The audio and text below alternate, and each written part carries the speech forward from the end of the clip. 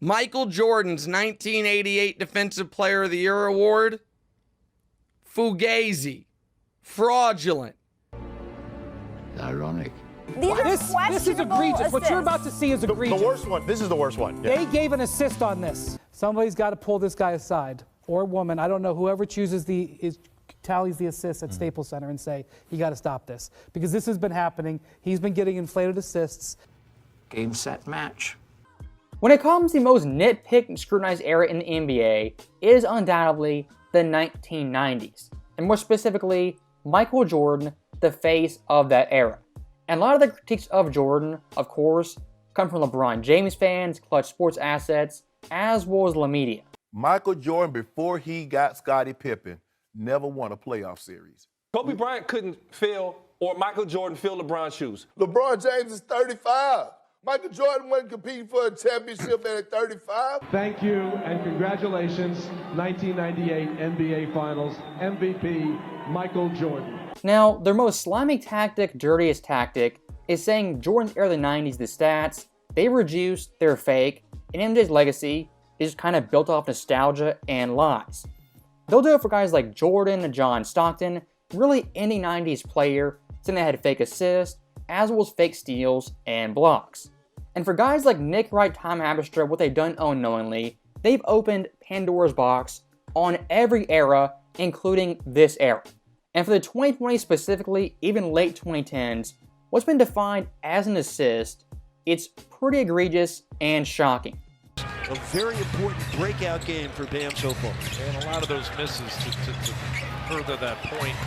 LeBron James, 77th career game against the Hawks, counting the playoffs. Connect, deflection. Yes. And a healthy lead in steals, 55-51 Hawks. Davis over at Kongwu. That's terrible. All those plays right there from the modern era, they were deemed legit assists. I mean, that's pretty shocking and pushing the bounds of what an assist actually is. And looking at last year's NBA season, a guy named Patrick Redford, for just one night in the NBA, tracked 6 total games and critiqued every single assist. And what he found was pretty shocking. According to him, 20% of the assists, they weren't legit or were very, very questionable. And again, watching some of those so-called assists, if you were playing at the park, the rec center, made a pass like that, a guy took 2, 3, even 4 dribbles and scored, you wouldn't say, man, I made a great pass, a great dime, just fed him a bucket so easy. When people think of an assist, they don't think of 2, 3, 4 dribbles, a move here, move there, and then a bucket. But for modern day players, everyone in this era is benefiting off juiced assists and very lenient rules of what an assist actually is.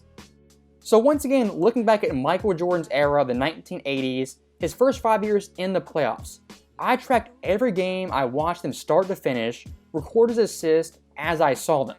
And the lens I was using was a modern day lens of what an assist actually was, not the 1980s lens. And what I found in these games was pretty shocking and revealing.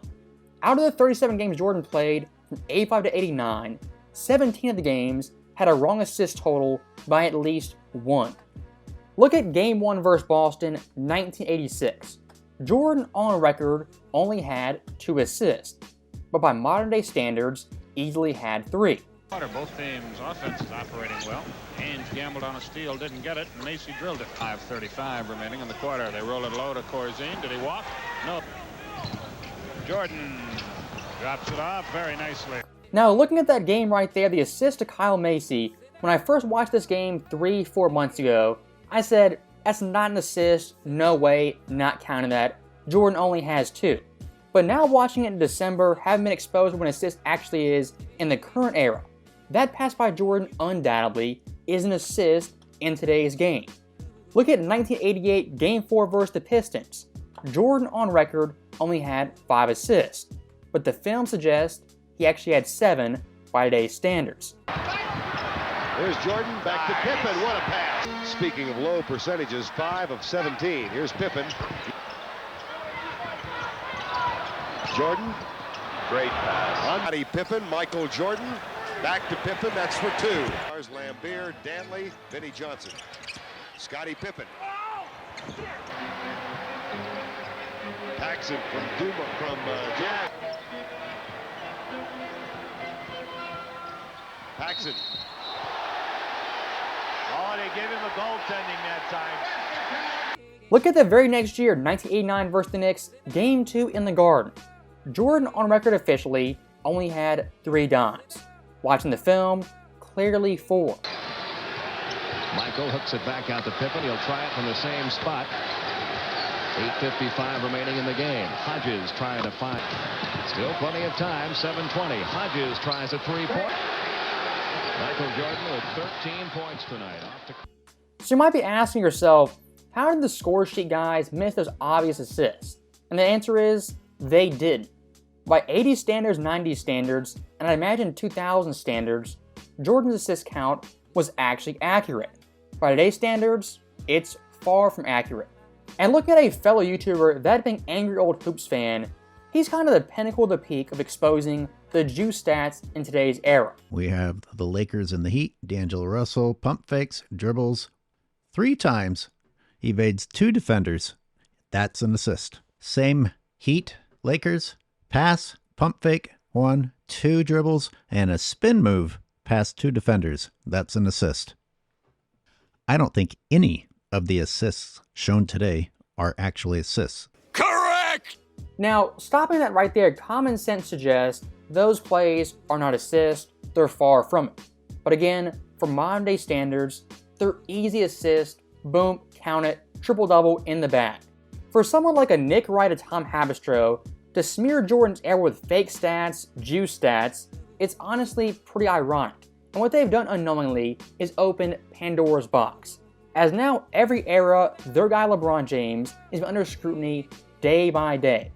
And for LeBron's career, you gotta ask, playing in the modern era, how many of his assists were actually legit assists? How many were 3 dribbles here, 2 dribbles there, a jab, a move, hesitation, then a score? How many of LeBron's assists are juiced, inflated, in all honesty, downright fake? I don't know. That's a good question. Now, the answer to that question, we might never truly know. But looking at Michael Jordan's career, his first 5 years in the postseason, again, I watched all 37 games, start to finish, backwards, sideways, upside down. I watched them over and over and over again.